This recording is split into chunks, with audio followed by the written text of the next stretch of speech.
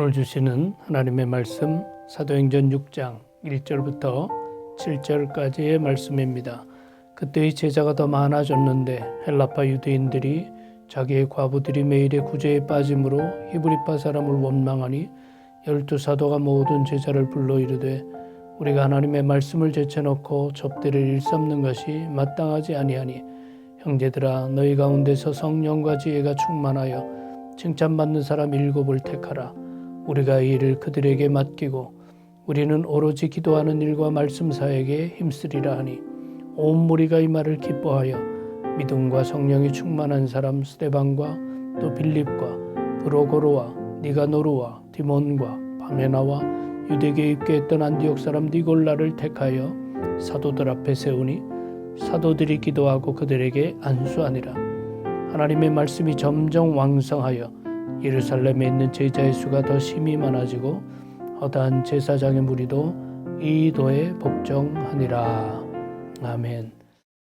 합력하여 선을 이루게 하시는 하나님이십니다. 오늘 말씀을 보면 첫 번째로 문제가 오히려 축복이 되게 하신다라는 것을 볼 수 있습니다. 1차적으로는 그때의 제자가 더 많아졌는데 제자가 많아진다면 모든 것이 잘 된다는 것을 의미하지만 또 한편 제자가 많아질 때 같이 많아지는 것들이 있습니다. 다양성이 많아지죠. 그리고 교인들의 필요가 점점 늘어납니다. 그리고 어떤 그룹들이 점점 많아지게 되지요. 바로 그것이 헬라파 유대인이다 아니면 전통적인 유대파 크리스찬이다라는 갈등을 만든 것입니다. 이것이 오히려 나중에는 축복이 되었다라는 것입니다.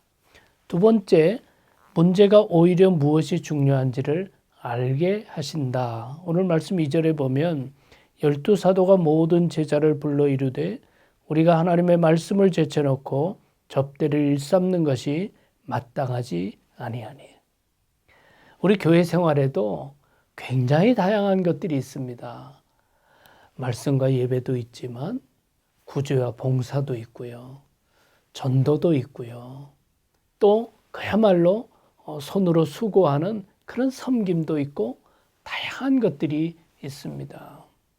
그러나 이 문제가 생길 때 사도가 깨우쳐 주는 것은 우리가 말씀을 제쳐놓고 구제하는 일에 힘쓸 수 없다.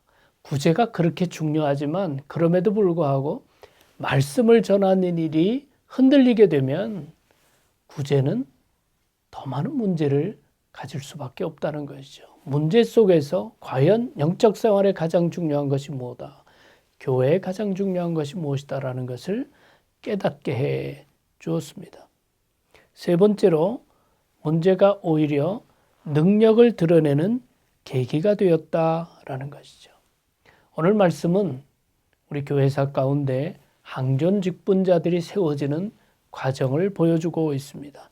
결국 문제가 있을 때 문제를 해결할 수 있는 사람이 있느냐, 이것이 훨씬 더 중요하다는 거죠. 그래서 교회 공동체에는 오늘 말씀 3절이 얘기하는 것처럼 형제들아 너희 가운데서 성령과 지혜가 충만하여 칭찬받는 사람 7을 택하라. 우리가 이 일을 그들에게 맡기고.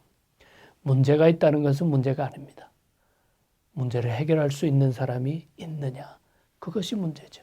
그래서 교회는 여기 있는 것처럼 성령과 지혜가 충만하고 칭찬받는 사람들이 있어야 한다라는 것을 보여주고 있는 것이죠. 만약 이러한 자들이 없다면 마치 사람이 늘어날수록 어린아이들이 늘어나는 것 같아서 도움의 손길은 필요하고 감당할 수 있는 사람은 없어지고 점점 울음소리가 많아질 수밖에 없는 것이죠. 결국 이것이 준비되어 갈 때 하나님의 말씀이 점점 왕성하여지고 예루살렘에 있는 제자의 수가 더 심히 많아지고 허다한 제사장의 무리도 이도에 복종하니라. 복음의 능력이 오히려 더 강해졌다라는 거죠. 합력하여 선을 이루게 하시는 하나님. 문제가 생겼지만 이것을 통해서 문제를 더 잘 극복해서 더 능력의 공동체로 만드시는 하나님의 역사를 보여주고 있습니다. 합력하여 선을 이루시는 하나님의 은혜 가운데 거하는 우리 모두가 될 수 있기를 바랍니다. 기도하겠습니다. 사랑해 주님 감사합니다. 문제가 있지만 오히려 그것을 극복하면서 더 복음의 능력이 왕성하여진 것처럼 합력하여 선을 이루게 하시는 하나님의 뜻대로 살아가는 우리 모두가 되게 하여 주시옵소서. 예수 그리스도 이름으로 기도하옵나이다. 아멘.